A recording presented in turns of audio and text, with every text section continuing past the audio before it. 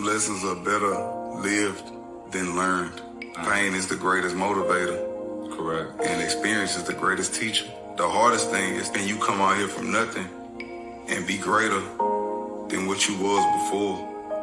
Legitimately. Like legitimately, can you legitimately be the greatest version of yourself? And it's so easy to revert back to old habits. I just like to be around peace.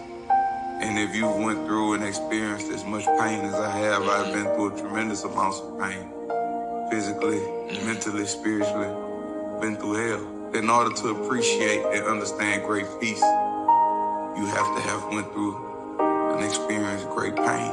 And if my heart not telling me do it, I'm not gonna do it. I believe that the key to happiness is self-accountability.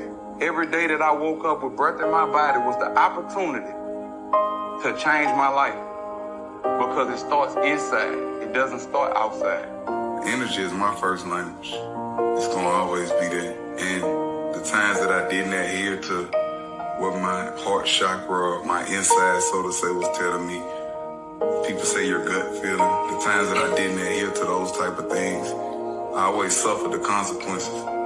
And through that suffering, that was a lesson. And the lesson learned was I need to pay more attention to me, pay more attention to the energy. I'm on a journey now of learning to love the stranger that was once myself.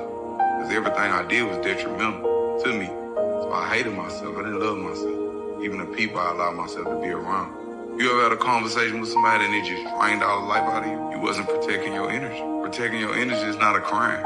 If I don't like you, I'm gonna stay away from you. I put positive energy into my body because the world beat us up all day. We gotta give us ourselves some positive reinforcement. Like heartbreak is very, very real. And like if you a man, I'm really mostly speaking of men. Ain't nothing wrong with crying. That is how we heal. That is how we release. When people start loving themselves, the world changes. Because I see me in you. You see yourself in me.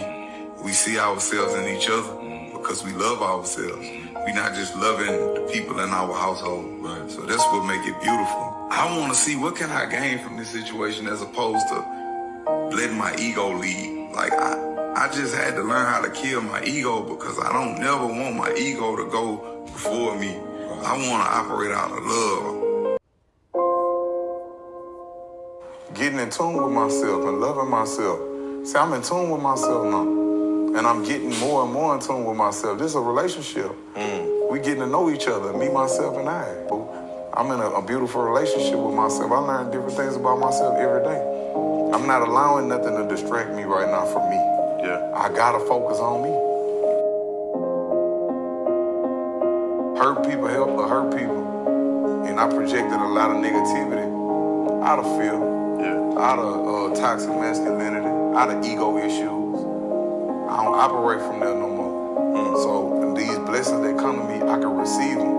And the more blessings I get, the more humble it make me. God keep me humble so I never have to be humbled again. I ain't want my family to ever have to suffer while I was locked up, because they say that when you suffer, your children suffer. When you suffer, the people that love you the most, they suffer with you. Right. So that's why I never bought nothing that I couldn't pay for 10 times. And then my cars that I always bought, pull all the insurance off the car we not driving, you heard me? We own everything. Having a great time with myself. I love myself. I do for the first time in my life, I can cry. I love myself. I'm learning to love myself more, but I do love myself. See, go and get your nails and feet did, that's not loving yourself. That's just maintenance. You ain't by yourself with yourself.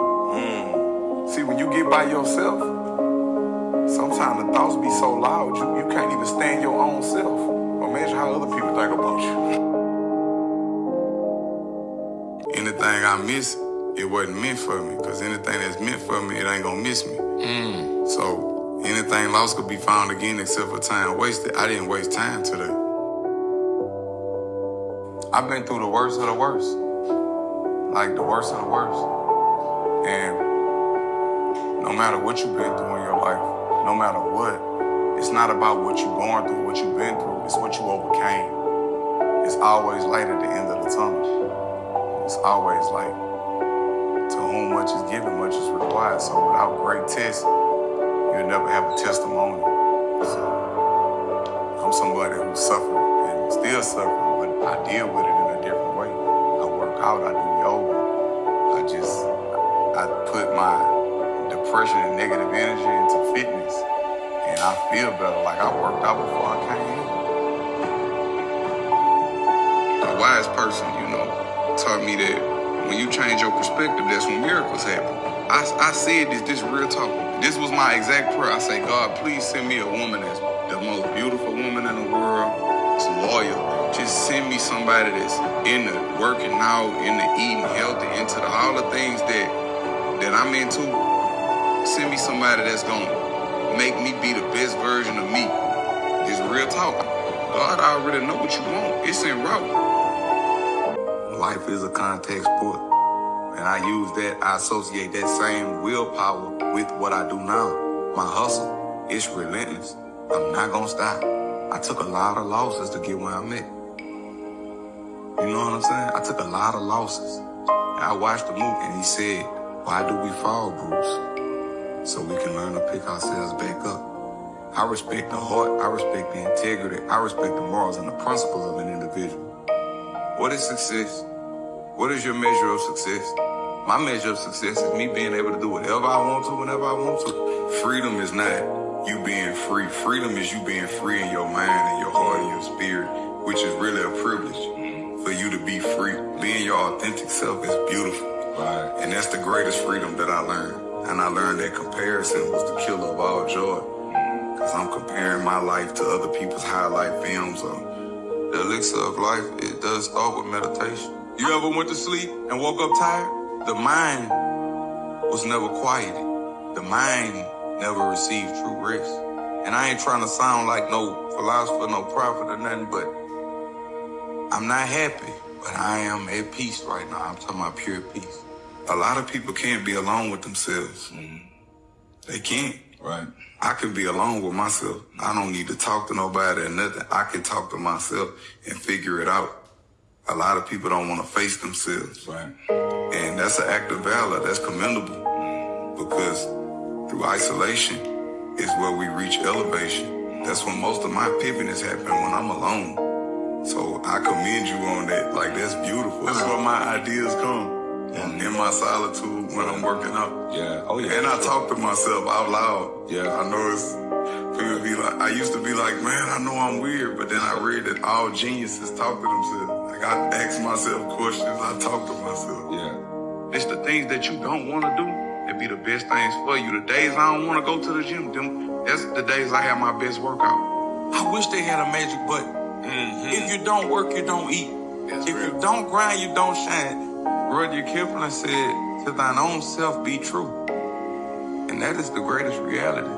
So if you skateboard or you ride BMX bikes or dirt bikes or whatever you into, that is the real you. If you're not afraid to be who you are, that is the real you. You are only a victim of the energy that you project.